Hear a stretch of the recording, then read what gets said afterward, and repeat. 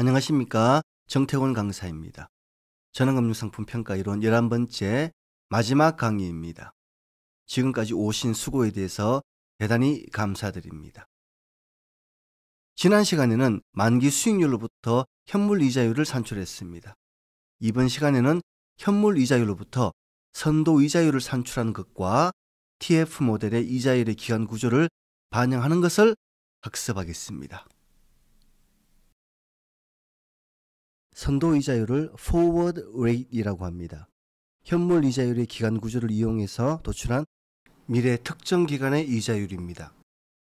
1년 만기 현물이자율과 2년 만기 현물이자율이 주어질 때 이를 가지고 1년에서 2년까지의 기간에 대한 이자율을 산정할 수 있는데 이 1년에서 2년 사이의 이자율을 선도이자율이라고 합니다.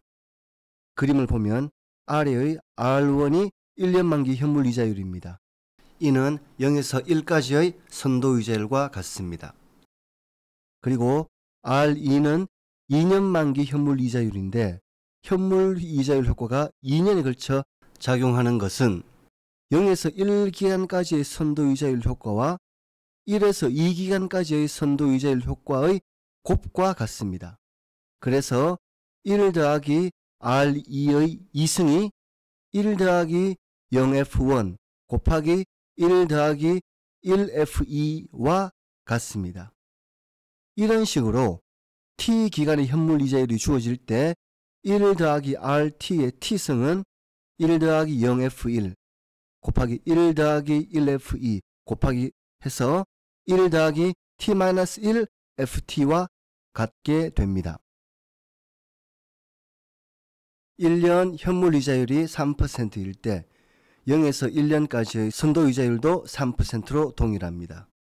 2년 현물이자율이 3.51%라는 추가 정보가 주어지면 1년에서 2년까지의 선도이자율은 수식과 같이 4.02%로 산출됩니다. 이런 방식으로 선도이자율을 산출할 수 있습니다. 수식으로 선도이자율을 계산해 보겠습니다. B열에는 현물이자율이 있습니다. C열의 선도이자율을 산출할 때 1기간의 선도이자율은 현물이자율과 동일합니다.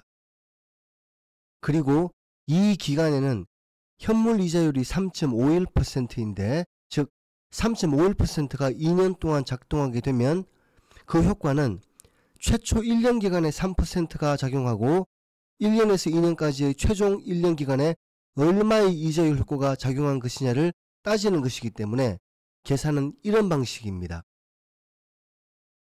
1 더하기 3.51의 2년 효과가 2년 동안의 이자율 효과가 되는 것이죠. 1 더하기 3%의 1년 효과로 나누면 이것은 1부터 2년까지의 최종 1년 기간의 이자율 효과가 되는 것입니다. 여기서 1을 빼주면 값은 이렇게 나오는 거예요. 그리고 3년 기간도 마찬가지입니다. 1 더하기 4.03 이 효과가 3년 동안 되는데 초반 2년은 1 더하기 3.51이 2년 동안 작용했기 때문에 이렇게 나누면 마지막 2, 3년인 최종 1년간의 효과가 계산됩니다.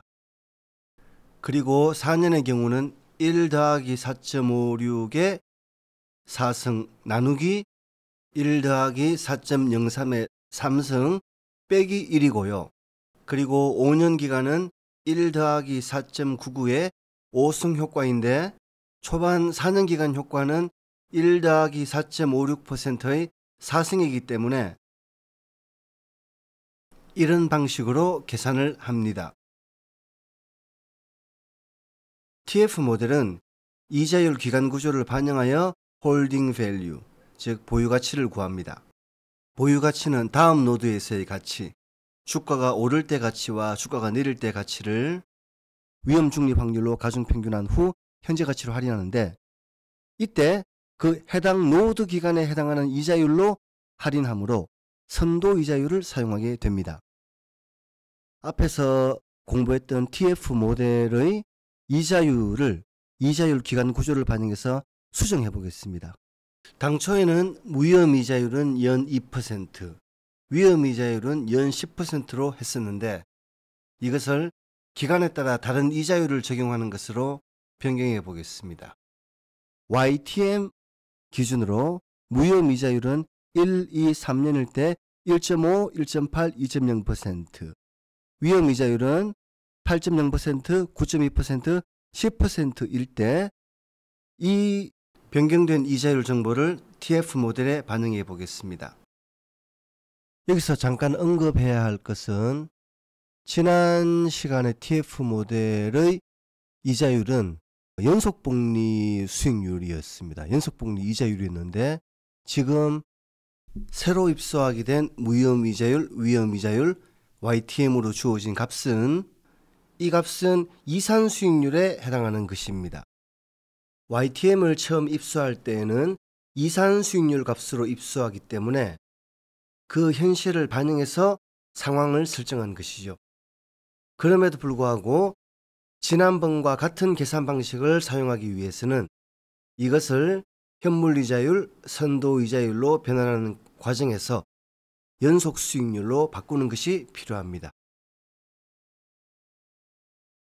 먼저 1기간의 YTM이 1.5%일 때 말씀드린 것처럼 YTM과 동일한 액면이자율의 사채 가격은 액면금액과 같다는 사실을 가지고 산정해 보겠습니다. 그러면 1기간의 이자율이 1.5%라면 1년 후 현금 흐름은 액면이자율 곱하기 액면금액 플러스 액면금액인 1150원이 될 것입니다. 그러면 1년 후에 1150원을 가져다주는 채권의 현재 가격이 10,000원이다. 그러면 이것으로 이산수익률로 구하면 1150 빼기 10,000 나누기 10,000 이산수익률을 구하면 이렇게 구하겠죠. 미래 가격 빼기 현재 가격 해서 현재 가격으로 나누었을 것입니다. 그러나 연속수익률은 그렇게 하지 않고 바로 ln 미래의 현금 흐름 나누기 현재 가치로 계산을 하는 것입니다. 그러면 1.49% 비슷하지만 약간 작죠? 이 금액으로 나왔습니다. 그 다음 이 기간의 YTM과 같은 액면이자율 1.8%인 채권 현금 흐름을 가지고 분석해 봅시다. YTM과 똑같은 액면이자율 1.8%라면 1.8% 곱하기 액면금액에서 이 현금 흐름이 1기간 말, 2기간 말에 있을 것이고 2기간 말에는 액면금액도 받을 것입니다. 그러면 합계를 내면 두 기간의 현금 흐름이 나오죠. 이것의 현재 가치는 exponential 마이너스 연속 수익률 곱하기 1이 됩니다. 여기에다 물론 180 현금 흐름을 곱해줘야 되겠죠. 그러면 1기간의 현재 가치는 177.34가 나옵니다. 이 기간의 가치는 전체 가치가 10,000원이기 때문에 1기간의 가치를 빼면 역으로 이렇게 나옵니다. 그러면 이 기간의 현금 흐름과 그 현금 흐름의 현재 가치를 가지고 이 기간의 현물이자율을 구합니다. 그러면 ln 미래가치 나누기 현재 가격을 하고 이것을 또 2로 나누어 줍니다. 그러면 1.79%가 나오네요. 3기간의 현물 이자율을 구하기 위해서 3기간의 YTM 2.0%와 똑같은 액면 이자율의 사채 현금 흐름을 생각합니다. 2.0% 곱하기 10,000원. 이것이 1기간 말, 2기간 말, 3기간 말에 있고요. 마지막 3기간 말에는 액면 금액도 받습니다. 그러면 현금 흐름이 200, 200, 1200이 나오고요. 이것의 가치는 곱하기 exponential 마이너스 현물 이자율 곱하기 기간으로 계산하는 것입니다. 그러면 두 기간의 현금 흐름이 계산됐고 마지막 3기간의 가치는 얼마가 돼야 되겠습니까? 전체 가치에서 1기간, 2기간의 가치를 빼야 되겠죠. 그러면 3기간의 현금 흐름은 1200, 그 현금 흐름의 현재 가치는 9,610이 나옵니다. 그러면 이것으로 ln 분자 나누기 분모해서 3으로 나눠주면 돼요.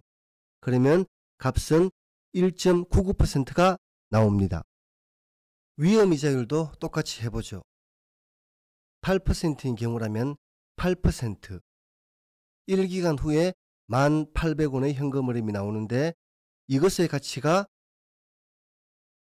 10,000원이기 때문에 ln 1,800 나누기 10,000원으로 계산하고요. 그러면 7.70%가 나오네요. 그 다음에 2기간은 2기간 YTM과 똑같은 액면 이자율의 사채를 생각하는 것이죠. 9.22% 곱하기 10,000원, 이것이 1기간 말과 2기간 말에 있고 2기간 말에는 액면 금액도 있습니다. 이렇게 가치를 구하고 이 현금 흐름의 가치는 금액 곱하기 엑스포넨셜 마이너스 현물 이자율 곱하기 기간 괄호 닫고 1기간이 851.85로 나왔습니다. 2기간은 10,000원에서 빼면 되겠죠. 1,920원의 현금 흐름 가치가 9,148원이 나왔습니다. 그러면 ln 분자 나누기 분모하고 다시 2로 나눠주면 됩니다. 값은 8.85%가 나오네요. 3기간의 YTM과 똑같은 액면 이자율의 사채 현금 흐름을 생각하죠. 1,000, 1,000, 1,000 받고 마지막에 액면 금액까지 추가로 받게 되면 1부터 3까지의 현금 흐름은 1,000, 1,000, 11,000입니다. 이 현금 흐름의 현재 가치를 구하면 곱하기 엑스포넨셜 마이너스 현물 이자율 곱하기 기간으로 계산을 하고요. 1기간, 2기간, 3기간의 가치는 전체 가치 빼기 1기간, 2기간의 가치가 됩니다. 그러면 3기간의 현금 흐름과 그 현금 흐름의 가치가 나왔죠. 그러면 현물 이자율은 ln 분자 나누기 분모해서 3을 나눠주면 됩니다. 이렇게 현물 이자율이 산출되었습니다. 그 다음에 선도 이자율입니다. 연속 수익률을 사용하면 선도 이자율 계산은 더 간편합니다. 1기간은 현물 이자율과 선도 이자율이 같습니다. 그리고 2기간은 2기간 현물 이자율 2배 빼기 1기간 현물 이자율의 1배입니다. 그리고 3기간은 3기간 현물 이자율의 3배 빼기 2기간 이자율의 2배입니다. 즉 3기간까지 3번 이 현물 이자율이 적용됐는데 2기간까지 2번 적용된 것을 빼면 2부터 3까지의 최종 1년의 선도 이자율이 계산되는 것입니다. 위험 이자율도 같습니다. 8.85, 2기간의 현물 이자율 2배 빼기 1기간의 현물 이자율 1배, 그리고 3기간의 현물 이자율 3배 빼기 2기간의 현물 이자율 2배 해서 3기간의 선도 이자율이 산정되었습니다. 이자율 기간 구조를 반영한 위험이자율, 무위험이자율을 TF 모델에 반영하는 것에 대해 살펴보겠습니다. 지금 보시는 엑셀 파일은 지난 9강 시간에 학습한 TF 모델의 결과 파일입니다. 추가로 해야 할 부분은 이자율 기간 구조를 고려해서 산정한 현물 이자율, 선도 이자율을 반영하는 것입니다. 이 값을 반영해서 결과를 다시 계산하기 전에 지난번에 구했던 그 결과 값을 복사해 놓고 그 값이 어떻게 바뀌는지 살펴보겠습니다.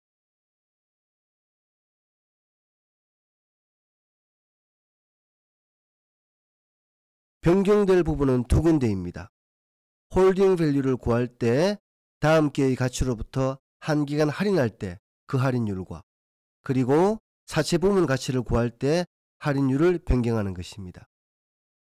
먼저 홀딩 밸류부터 보겠습니다.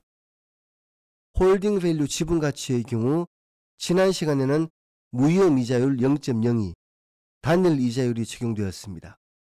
그러나 이것을 선도이자율로 바꾸는 것입니다.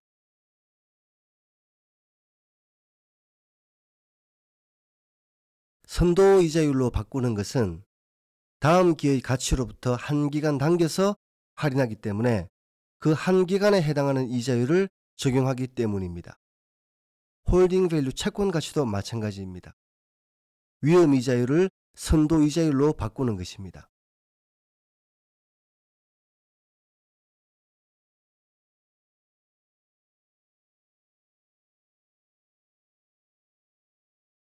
그래서 계산을 하면 결과값이 이렇게 나옵니다.